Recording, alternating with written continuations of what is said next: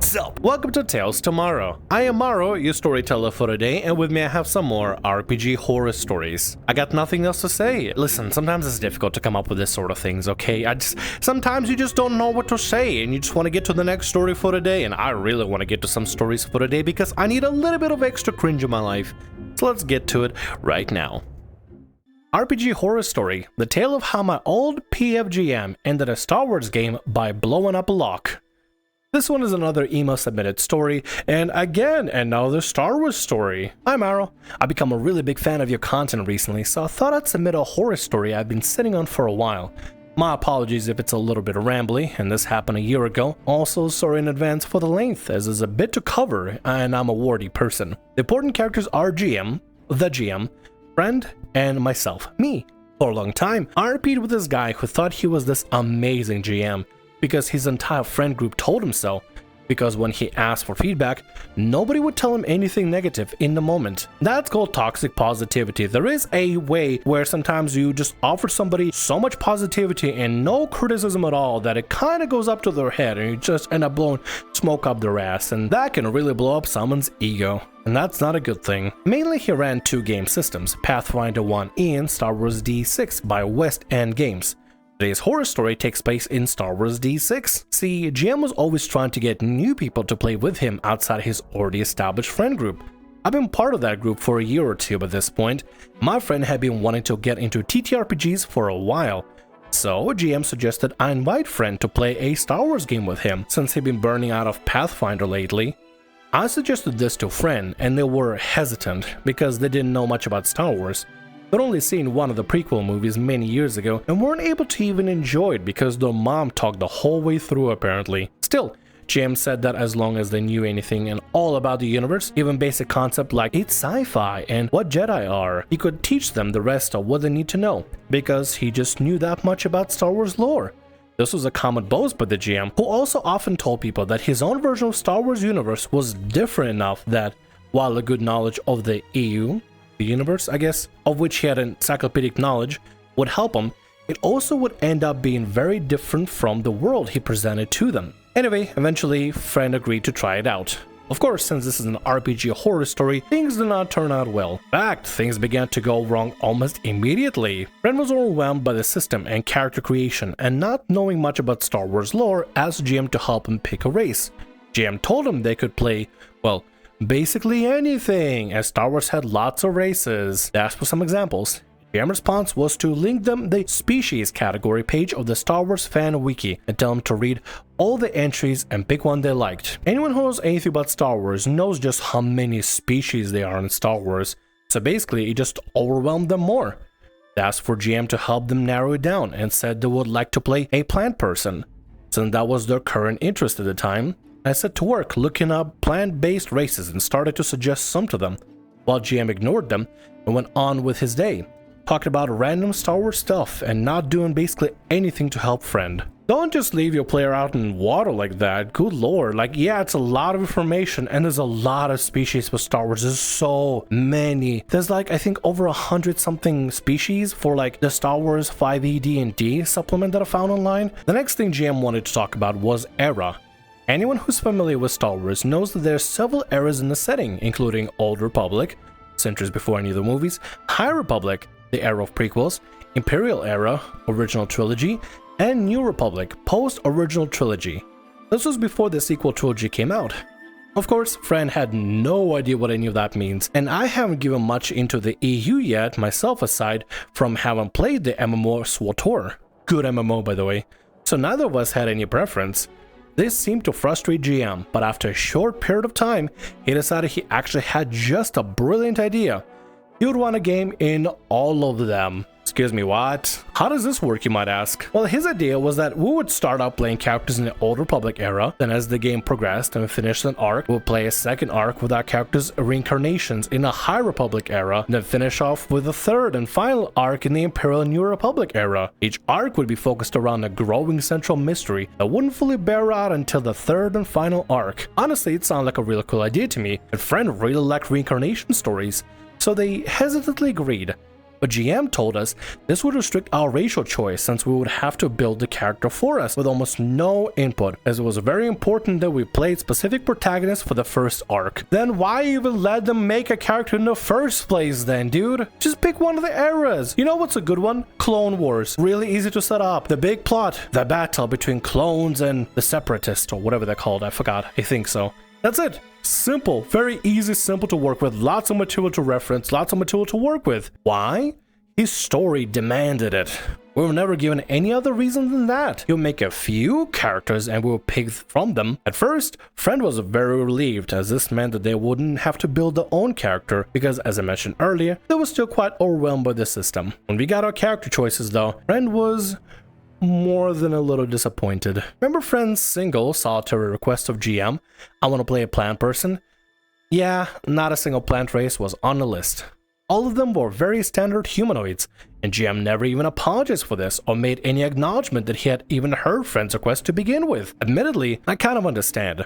The humanoid races are much more common in Star Wars and would make much easier to transfer characters between eras, but still, last he could have done was explain his reasoning to Friend, who was hurt that he didn't listen to this one single request. To add insult to injury, the character he assigned to Friend was a race that requires a fairly hefty amount of lore knowledge to play, a Miraluka Jedi Consular. For those who aren't familiar with Star Wars, the Miraluka are all completely blind and see with the Force. This makes them very powerful Jedi and gives them a lot of insight into others. Counselors are the most magical Jedi. They specialize in diplomacy and force manipulation, so they have a lot of powers in the system we're using. This was mechanically intensive character intrinsic bound to the lore. I personally would have loved to have gotten this character, as Miraluka were my favorite race of all time, but instead he hands this lore-focused mechanically intensive character to Friend, who again is brand new to the system and already feels overwhelmed. Why did the GM just let Friend be like a Padawan? Padawan are literally just trained by the Jedi. You play as this Jedi specifically, and then your friend just plays as a Padawan of your Jedi and just follows along. That'd be a really easy way to get somebody in the know-how, because they have a mentor that can ask questions from. You give it somebody that knows nothing about Star Wars a very lore-heavy, lore-intrinsical role to play. That's a fantastic way to overwhelm a player that has no idea what's going on. Meanwhile, I get to choose between a human consular and a Twi'lek consular, each of which use both GM's homebrew force power sets because he wants to test them in a game with a brand new player. But I digress. So, character creation. Out of the way, I choose the Twi'lek, not that it matters to the story. The premise is explained to us. Something very bad has happened in a village on a frontier planet, and we, as newly knighted Jedi, have been assigned to investigate what happened there. There's an old Jedi hermit living on the outskirts of this village, so we're asked to look on him first. We're placed in a ship with very little in the way of scene introduction and are expected to mingle. Friend has been told the following about their character. Counselors are very peaceful characters who meditate a lot, and your race is very connected to the Force and in tune with nature. Friend also had no hand in creating their character and doesn't really know much about what their personality should be like at this point, and I was already mildly checked out due to the complete lack of scene intro. So we spent the entire ship ride in silence, each meditating on their own corners. GM tried to force us to RP with each other by dragging the scene out with little prompt, but it didn't work well, and eventually he just gave up and we appeared on the planet in the village. The village was typically everyone has disappeared, leaving everything exactly as it was, as though they all vanished in the middle of their daily lives type scenario, which was kinda cool and fairly well described. Couldn't find any clues there, though, so we eventually made our way to the hermit's house. A perception check reveals that there's some weird arcane markings visible to the naked eye around the house, but we otherwise have no ideas. We go to check the door. It's locked. We knock on the door. No response.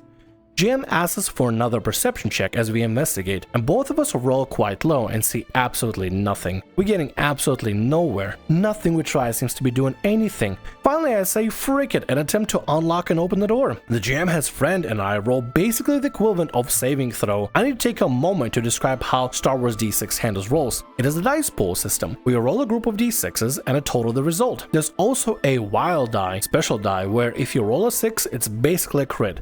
And if you roll a 1, it's basically a fumble. If you roll a 1 and fail the roll, it's essentially like rolling a natural 1 in D&D. You could probably guess exactly where this is going. I roll a 1 on the wild and fail my saving throw. The lock explodes. The arcane force runes under our feet go off and the door literally explodes. GM rolls massive damage and both Friend and I are incapacitated. End of session 1. great, totally nothing bad's gonna happen from here on. It's gonna be smooth sailing then, right? Totally. We are stunned to say the least. But GM says he still wants to continue and we were just knocked unconscious, not killed, so we come back for session 2. We should not have come back for session 2. A little bit too late at this point, but hey, let's see how this transpires. Session 2 starts with us waking up in a jail cell beneath the house. We're bound and grievously wounded. Rand is reminded that the character's special innate force power is healing. They're encouraged to heal both of us out of character by GM, which keeps us both alive. But we're informed that our force power are being suppressed. And Friend's healing only works because it's an innate skill. I can't use any of my powers, nor that any of them would have helped in the situation anyway. We spent an entire session trying to figure out how to escape. There are no windows. Our gear has all been confiscated, so we can't pick the lock in our cells. We'll listen and hear lots of guards in the next room talking about how we're going to be executed and they can't have Jedi interfering in their nefarious plans. By the sound of it, there are too many for us to fight in our wounded and force-suppressed condition. Attempting to escape would be suicide. Nothing in the cell would be useful in escaping. Our holocoms have been confiscated, so we can't call for help. We check our character sheets. Both of our characters were built for buffing and diplomacy. A guard comes to deliver water to ourselves and we try to get information from him. GM gives us nothing except, once again, we're going to be executed because we are filthy Jedi scum. The guard cannot be convinced, and there are too many guards for us to escape. We overhear a vague comment about nefarious plots, but nothing concrete. At this point, Friend makes an excuse about having to leave and logs off for the night. Yeah, I probably would have done too because you've given them nothing to work with. Characters are supposed to have diplomacy. Diplomacy doesn't work. They're not fighting types, they're diplomacy types. So trying to run out and break out is just nothing. Gotta give them something to work with. Maybe give them some suggestions out of character and stuff or anything. Say, well, you could try this. Alternatively, you could also try this. Or you have powers to be able to do this. You could try that as well. Or just give him anything at all. Afterwards, the GM cheerfully admits that he has no idea what he is actually going to do. Wow, he has no idea. Who would have thunk it? I mean, he seems so confident about wanting to continue to session 2, but if he has no idea, he probably should have said something. We weren't supposed to trigger the trap. We just rolled badly and didn't spot it. We were captured by a group of bad guys we weren't supposed to face until we've gained quite a bit more experience. And well, they were prepared to hold Jedi and would have eliminated any means of escape. Our characters were going to be executed and there was nothing he could do about it because that's just what his villains and world would do. As a GM, you have the ability to choose what happens. You can choose to not have your players die to a lock, to a booby-trapped lock. You can choose for your players not to die to an explosive lock. You can choose for your players at low level not to get captured immediately outright. You can choose for your character players to not get executed. You can give them some sort of actions they can do outside of doing nothing. He told us this was unfortunately the end of the first arc of the campaign and he'd have to do some major working of the second arc. And so we were going into it with none of the information we were supposed to gain in the first arc. When will we be able to get back together for our next character creation? He was very surprised when we simply never scheduled another session. TLDR, GM peer pressure my friend to Star Wars game, hands him a character that didn't want and didn't have enough lore knowledge to play, and then triggers an over-leveled trap for us because we failed a roll and railroads us into dying, then wonders why we never came back. Hope you enjoyed reading the story. I don't enjoy the disaster, I gotta be honest, I don't enjoy these sort of scenarios, but I think it's important to talk about these sort of things as well. And these stories, thanks so much for story submission by the way, are important for us to be able to glean lessons off. If they're just trying to open a door, let them open the door. Why you have to kill him outright with an explosive lock? I don't understand the GM's thinking whatsoever. Why? A story to tell. Hello, I have a story to share. Something more lighthearted than most other stories, but pretty tragic in-game. Before long, I should mention that I also posted this story on the subreddit, but I don't trust it not being closed for whatever reason all of a sudden, due to a strike and whatnot, so I decided to send an email. Plus, if anyone gotta receive own dedicated email, it's you, my favorite storyteller, for a wish to grow big and never lose the spark that makes you special. Aww, that is actually so heartwarming. Anyway, let's continue. This is a story of my Tiefling, Asha, a poor 16-year-old gal who just wanted to be a hero and do good deeds. She's been very much hurt, and so am I, because she's like a daughter to me. But what can I do? It's our own fault. Me and the group are playing the Great Mordron March, adapted to 5e, and my character is a 16-year-old Tiefling girl. She just can't catch a break. She already started with a backstory of being twice orphaned. First, her parents murdered over prejudice, and she almost as well, but found and saved by an Aasimar, who really was a hero all around, helped a lot of people, and made many enemies. So he trained the girl when she got a bit older, but unfortunately not for long, as some of the foster dad's enemies found them and murdered him, and almost murdered the back then only 13-year-old girl, managing to cut off her arm, being saved by foster dad's best friend, a tiefling of the same bloodline, who just decided to visit the friend and got almost on time, please being able to save and adopt the gal as a sort of uncle, even if he made her work in his tavern over in Sigil for that. Out of all the backstories I've ever read, this one is really captivating. I am hooked. Then the actual events of the campaign started, and in the very first battle, she managed to become the only downed character, since she was also the only melee fighter being Eldritch Knight. And to get her back up, an NPC threw a flask of healing potion at her, but missed just a bit. So our cleric had to rub her face first into the puddle of potion and glass. In the business we call this foreshadowing. Later on the group would get captured by the harem due to stupidity of two of the teammates, characters not players. And this is a recurring theme as well. And put into jail for experiments and torture, poor gal being the only one to stay up, but having to give herself up because she would not survive on her own. It took the gang 3 attempts to escape and the life of one of the teammates. During the latest escape, poor lass got locked inside a cell with an insane centaur who she just couldn't get through to and whom kept losing intelligence with extremely low rolls, so she was almost trampled to death there. Next on the list is when the crew found themselves in a forest of Bytopia, trying to find a portal master to get to Elysium, and have found a circle of blood-covered stones. Two of the idiots, replacement characters as less of an idiot and more just selfish evil at this point, decided this place is definitely corrupted and they should cleanse it with fire. The selfish dude is a Phoenix blood sorcerer. My lass was absolutely sure this was a bad idea and they should just leave, but at this point was also a pushover on the team, so obliged to let them throw a firebolt. And the stones didn't like that, unleashed a circle of death, and started spawning ghosts to attack us. The group eventually decided to escape via the river, but unfortunately, due to the spot they chose to stop at, when the circle grew, it struck down my tiefling and she fell into the water, where our dumbass Dampier Satyr Barbarian tried to save her but lacked skill, and eventually, 3 failed death saves, she died.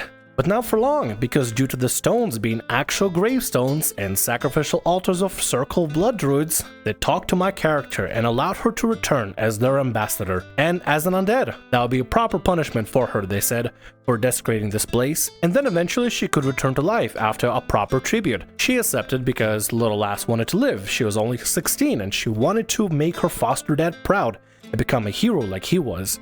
And so she returned, undead, climbing out of the earth and giving the sorcerer a hard talk, generally becoming more hardened and gaining an inner core, so to say, even punched the dude sometimes for doing stupid stuff. Unfortunately, this wasn't the end, as the next plane, Elysium, literally was tearing the girl apart. This place hated undead, yet she kept going, succeeding on con saves and being helped by the druids, shielding her from beyond the grave. This unfortunately didn't save my tiefling from getting her still yet normal unhurt hand completely burned to the bone due to stumbling into a cathedral of the local god who really hated undead, and which she wasn't quick enough to realize she would be completely evaporated. Everything that happened over the last several days was really getting to her, and the lass was really starting to break down, spending most of the Elysium time in tears, broken down state of mind. And this wasn't the end. Since last session, we just got to the Beastlands, where some wild dogs attacked our group, where we tried taking out some things with them. And so my tiefling killed one of them successfully and failed her charisma save by 10 by rolling 5, turning into a dog herself. Wait, dog? You can turn into a dog through a charisma save? I need to know what that's about. Everyone else saved, if barely or with advantage, and she still suffered. The only one. And again, because others pushed the dogs too much. She just cannot catch a break, man. At this point, might as well rename the campaign into The Misadventures of Asha the Tiefling. Sometimes you get a really crappy set of rolls and it sucks. I completely understand it. Morrow has not been through his own stuff before. He had his good days and he had his really terrible crap days where he's just absolutely useless and can do nothing. Maybe not to that extent. I think Asha definitely wins out on the suffering and the torment that she receives compared to Morrow, but like, oh my god, I'm so sorry for your character. That's all I wanted to share. The campaign is still going on. It's not all bad, just bizarre how absolutely unlucky my character is. And again, it's not on DM, she's being fair and square, rather the other characters, one of which a player killed off screen in her place because she started to despise how stupid she made her character to our detriment. Dice cancer and our own character good-natured, but not always wise decisions. Never have I experienced before such a series of unfortunate events in a TTRPG, and considering how it's going, I'll probably post updates later down the line, knowing our paranormal luck. Thank you for reading. And wouldn't you know it, there's actually indeed an update to this story too, so let's get right to it immediately. This story now has a happy ending. For now, since last time, a session has passed during which my poor Asha fell into a deeper sadness and regret, found a person to relate to, a sad dwarf trader who himself transformed twice and right now looks like a werewolf but hides us under disguise, and spend some time with, even getting a cute encrusted tiny cape for her doggy form. And after all that, and after helping a local storm elemental realize what's going on and what needs to be done, she and her group finally saved the local dryad, and in gratitude, the dryad listened to my tiefling, helped her realize that blood druids are not good, and that she can reincarnate Asha into whatever form she chooses. Although during this convoy, druids tried their best to not let Asha do this and scare her into submission, ultimately saying that you're either dead like us, with us, or against us. But fortunately, thanks to inspiration given advantage, my girl was able to get their voices out of her head and their influence was gone. Finally, Asha agreed, and even agreed on getting her prosthetic finally reformed into a normal arm. She could have chosen anything, but little one just wanted to be herself again, and the wish was granted. Of course, the campaign isn't over, and in front of us is a row of evil-aligned planes, including Abyss and Carcery, so there's a way for things to go very badly in the end, but for now, everything is fine. Asha finally got her break. So did I. Thank you for reading again. For now, the story did end pretty good. And thank you so much, Deanna, for submitting. I wish the very best for Asha. I'm glad she got a good break right now. And you know what? She already dealt with the worst of the worst. Like, she went and died, got reincarnated as undead, went through hell in Elysium, and then became a puppy or dog or whatever she. I still don't know. I still would like to know more details about the whole dog transformation. I'm curious, genuinely curious. She went through the worst of it, and she came back up alive. At this point, I feel like it's a redemption story of look at this thing that I've suffered. I've taken everything. Throw it at me, DM. Let's do this. It's a very inspiring gung-ho story. That character that went through a bunch of misfortunes finally catches a break and is able to come back stronger and more inspired and driven to keep surviving going. Honestly, this is a really encouraging story. It started as a horror story with, poor Asha dealing with a lot of bad stuff, but honestly feels very inspirational. I feel inspired right now. I wish the very best for you and your group, and I wish Asha great journeys together through the Abyss and Carcery, I probably mispronounced it, but I do wish her the very best. And with that, that's going to be all our stories for today. I want to thank you very much for watching, and thanks so much for being here. If you like what I do, consider subscribing to the channel and leaving a like. Also, if the RPG Horror Stories ever goes down, or if you want to submit your own personalized horror story, email is down in the description below. I'll see you again in more Tales tomorrow. Bye-bye.